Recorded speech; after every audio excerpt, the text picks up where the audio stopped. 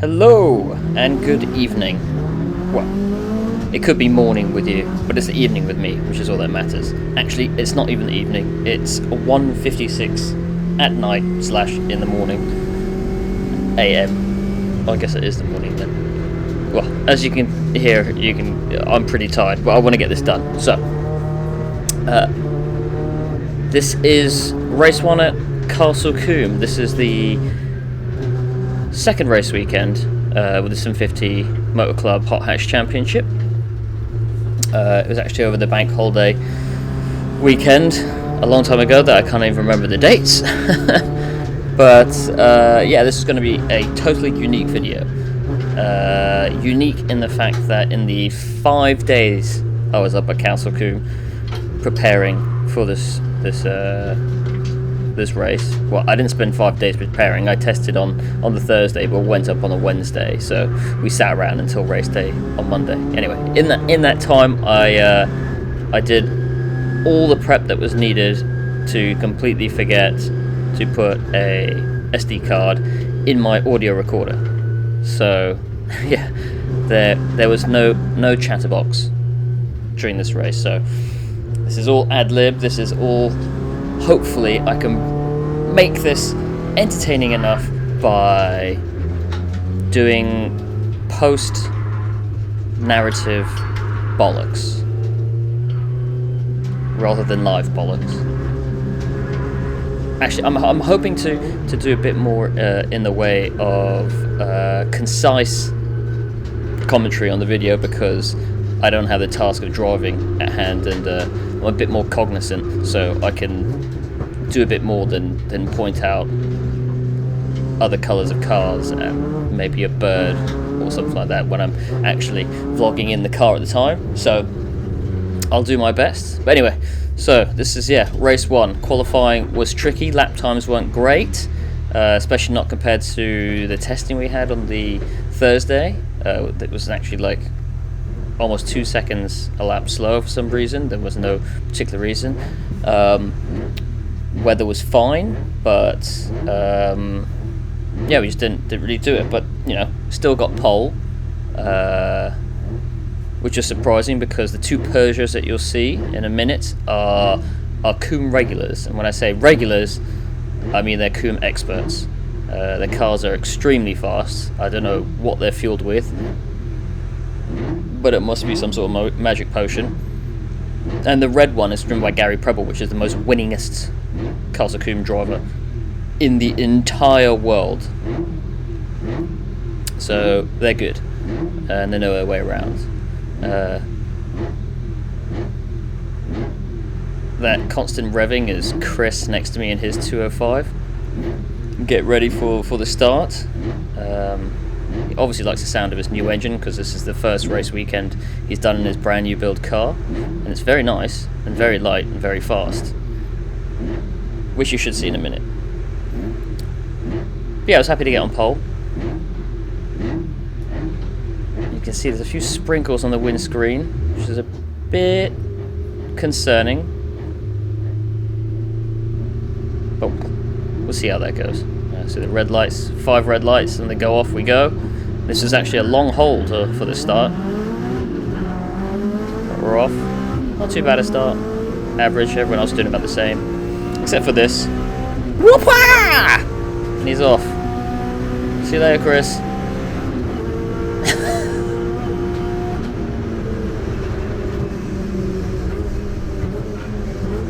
Now the track was completely dry, so these few sprinkles tend not to worry too much. It's just same thing, cold tyres. Here comes Gary. He's got the line, give up the position. It's a bit too early to start being silly. You can see the rear tyres are still pretty cold. And then we come through the old paddock here, and all of a sudden, it's pissing it down. As in, I have no idea where it's come from. And it kind of makes you shit the bed a bit because you have no idea of grip levels. I've never driven Castle Combe in the wet. I don't know the wet lines around here, and I'm not about to start experimenting because it's proper wet here. And on these cold, dry tyres, yeah, you just have to be super conservative. So got bad exit out of there, wheels spinning. Again, I don't know where I'm meant to start braking here in the wet. Don't know if there's an outside line, but you can see a car tries to kill me. Just not liking it at all. And the problem with, see now we're back on the front of the circuit and it's dry. It's not raining anymore. So we're going to have this problem of getting the tyres at temperature. You're going to maybe get a little bit of temperature into them in this sort of portion of the track, but you're going to get around to the wet again. Look, I'm going wide a bit here already because I can't stop the car quick enough because the tyres aren't warm enough. Not compared to obviously what I'm used to with quali and the testing. All my reference points are getting thrown out the window now. So now we're raining again. The tyres going to start cooling down when they're running through the damp track, and it's very frustrating. And my car's actually set up slightly different to most of the other tracks in the UK because Castle Combe is very flat, it's very fast, and the corners are all very fast and sweeping. So you're in them for a long time. The car takes a set, and that's usually when you can start getting a bit of understeer or push. So the car has been adjusted a bit and slightly softened on the front end and the rear bars in a stiffer position, just to try keep the weight on the nose around mid corner and just try cancel out some of that understeer, get a bit more nose through the corner. But here you can see, in those damp conditions, it's too much. There's a big old bump on the apex of Combe. Well, it's not a bump, it's actually a dip at the apex. So as you're riding at one ride height, the track suddenly disappears underneath you and your car goes airborne.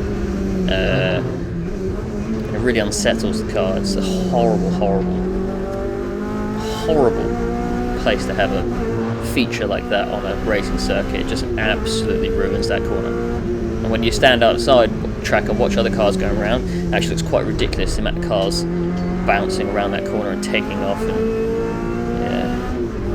need to fix that. Ruins the circuit. And it's a great circuit. It's one of my favourite in the UK.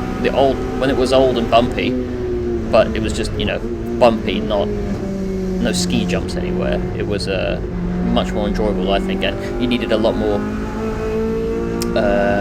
track knowledge and skill to get around there fast. As you can see, I'm struggling. I can't really catch the guys in front. Like I say, they're Combe experts. I don't know how many thousands of laps they've done around here, but it's going to be very hard to keep up with them, especially as I'm trying to feel my way around. You see, still doesn't like that corner in these conditions with this setup. Turning in on the brakes is a big no-no.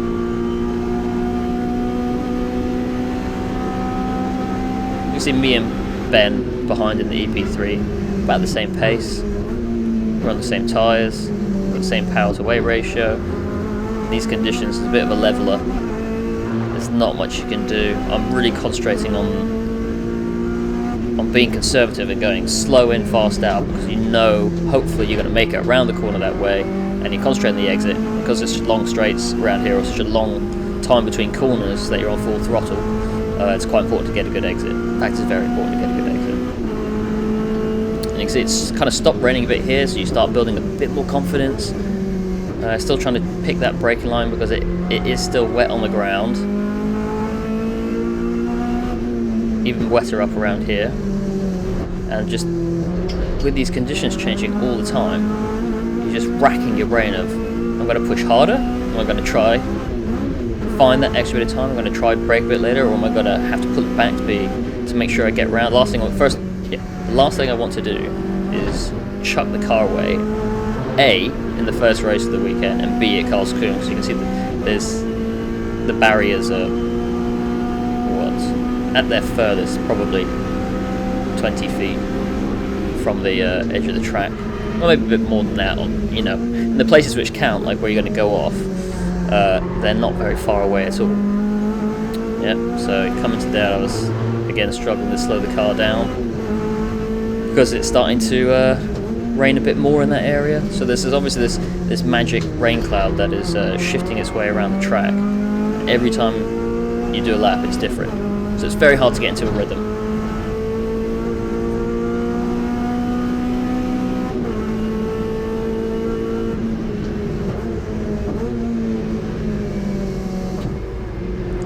So you can see Ben sort of catching up a bit behind me. I haven't got the best feeling at the moment. I'm not super confident, I'm not pushing hard. And the one thing about the wet as well is that if you're in front of someone, and there's no reflection. Oh, Ben's gone off there. Look at that. There's no reflection on anyone's particular driving style, it's just what happens in the wet. When you're following someone, they get to a particular portion of the track before you. And if you're eagle-eyed, you can use that to your advantage, because you can see how their car reacts going into braking zones, what it's like when they turn in, how much speed they can carry at the apex. And what that allows you to do is to add a percentage point more on top of what they're doing. So if you know they made it through safely, you can put a little bit more on it, and it's a big confidence boost following someone else around the circuit. It's just what happens. It's also very frustrating being in front when you're the first into everything and you're trying to be fast, but you're trying to be safe, and you end up dragging someone else around at a faster rate than they would by themselves. But it's just what happens. So we're back into the rain again, starting to do back markers, starting to come up against the back markers, sorry, which starts playing havoc,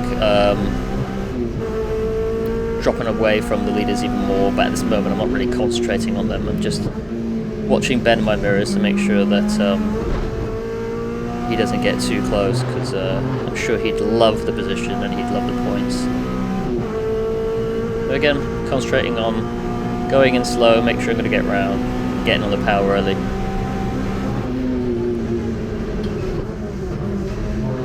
All kind of boring perhaps, but it was actually quite an exciting / frustrating / technical race because of these conditions changing the whole time.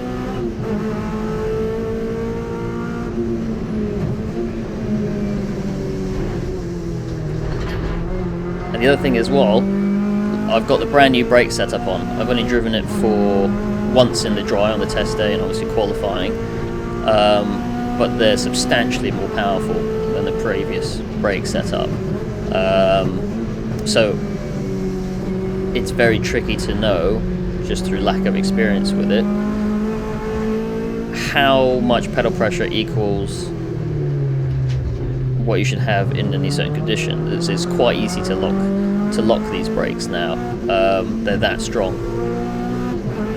So you kind of have to be very, very tiptoey into the corners. It requires a lot less pedal pressure than it did before, which you can kind of see by how little pedal movement the brake pedal actually has. I don't know if you go back to one of my older videos and you see when I'm braking quite hard, the pedal actually travels quite far, because I have to put a lot of line pressure into make the smaller brake setup work. Yeah, those Gary and Chris are pretty much gone. I don't know how far back I was at the time, but I think I was holding station for half the race, and then there's traffic and everything, and the weather started getting worse, so we dropped back quite a bit. See Ben's right on my arse again. You can see he's running virtually identical lines to what I am, which again is the benefit of being behind someone in these sort of horrible conditions. Kind of takes the guesswork out of what you're trying to do.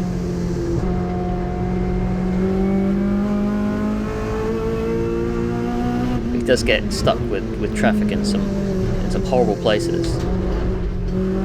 So the rain now seems to be moving a bit further around toward the end of the lap here now. So I think it starts raining here now. So you're coming into this corner, and you were used to it being one particular way, but now you go in and it's much wetter. So it's just ugh.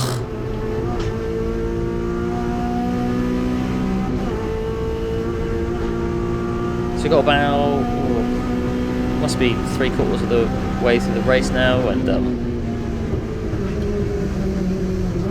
just trying to keep it on the track, really.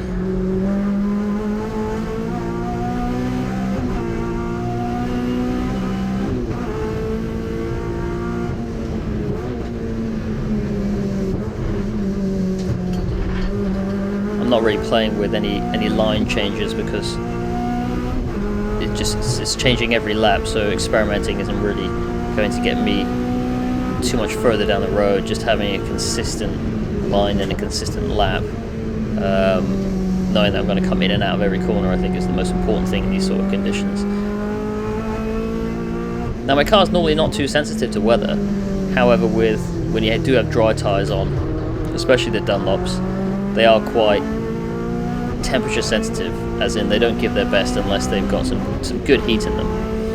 And in these conditions, you can see, you're not going to put any heat into them at all, so you just struggle with effectively tyres the same temperature as your warm-up lap for the entire race, which gets very frustrating because your arse is just way too loose most of the time.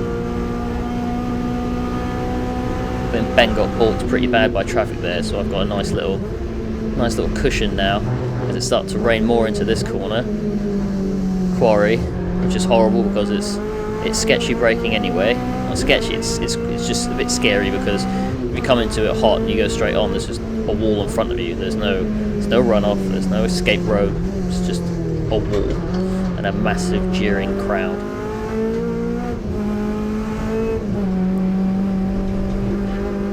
Yeah, the rain's picking up even more now, short shifting, trying to dampen the torque curve a bit so that even if you are a bit exuberant with the throttle, it doesn't spin the wheels up quite as much. Much slower around these corners now.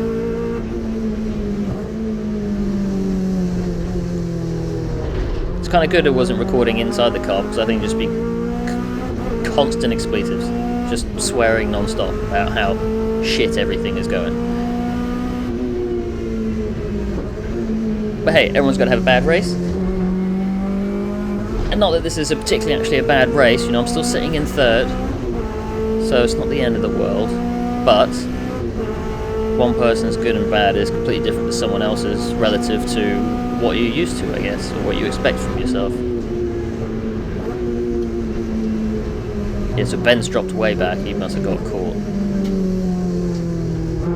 in some pretty bad back marker traffic. I'm pretty sure we're on the last lap. Are we on the last? Must be. Must be pretty much done now. Just bring her home and hope the next race is dry. Well, I'll let you into a spoiler. The next race is dry. Thank God. Another race like this, I would have killed myself.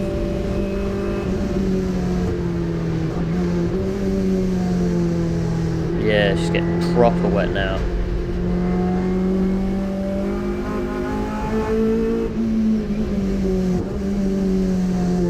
What a shame. I'm so excited to go toe to toe, because on the test day, I did a 12.8, 1 minute 12.8, which I know is faster than any of the hot hatches from our series, from the Castle Combe regular series, and this stuff. You know, it's faster than anyone's been round there. So I did have quite a lot. Race over. I did have quite a lot of confidence going into this, and this race completely wrecked it. And actually annoyed me quite a lot, because I knew I could do way better than this. I'm not meant to overtake cars on the cooldown lap, especially running over the grass there. But you know, I was again in a foul mood. Just wanted to get back to the paddock and regroup and get ready for the next race. And you can see now, like, something weird happens with the weather. I don't know what happens with like the dew point or the humidity or something, but like my screen's just gone. I can see, you can just about see on the camera through here, but like, I can see bugger all through the windscreen.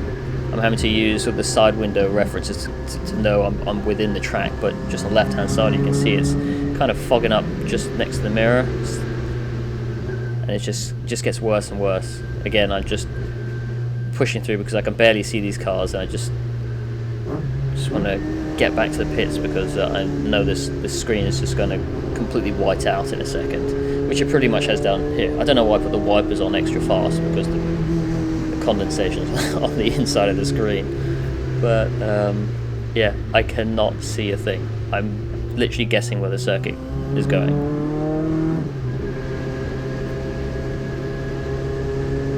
And actually coming up to the pit entry now, like here, I can't see a thing.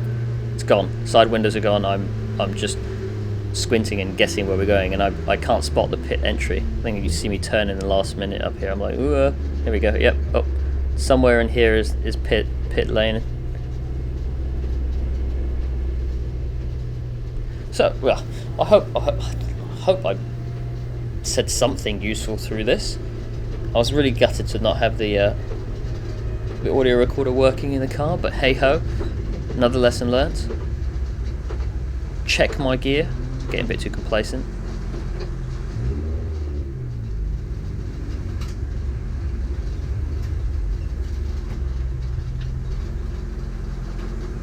So that's it.